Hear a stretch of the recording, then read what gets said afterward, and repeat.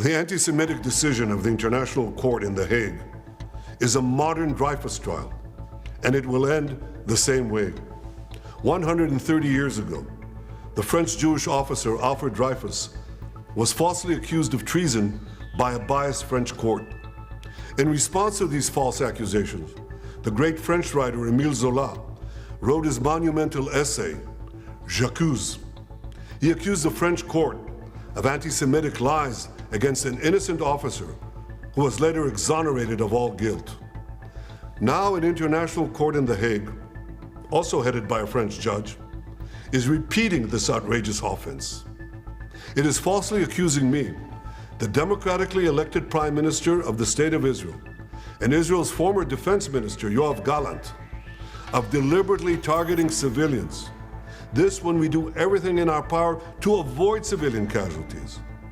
We issue millions of text messages, phone calls, leaflets to the citizens of Gaza to get them out of harm's way, while the Hamas terrorists do everything in their power to keep them in harm's way, including shooting them, using them as human shields.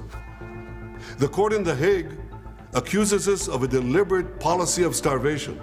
This when we've supplied Gaza with 700,000 tons of food to feed the people of Gaza. That's 3,200 calories for every man, woman, and child in Gaza.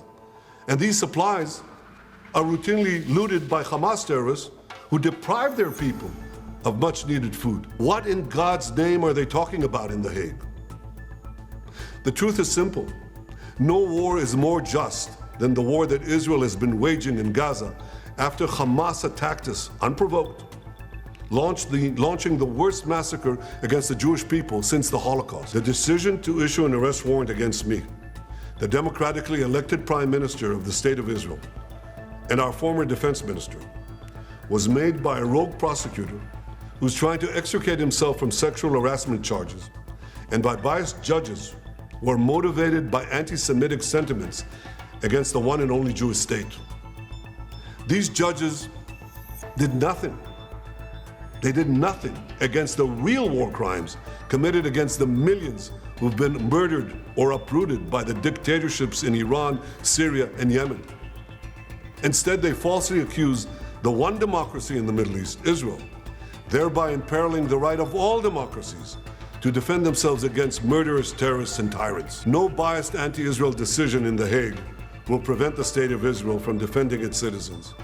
And I want to thank our many friends around the world, especially those in the United States, who've condemned this outrage and who have said that this decision will have severe consequences for the ICC and those who cooperate with its decision. Israel will not recognize the validity of this decision.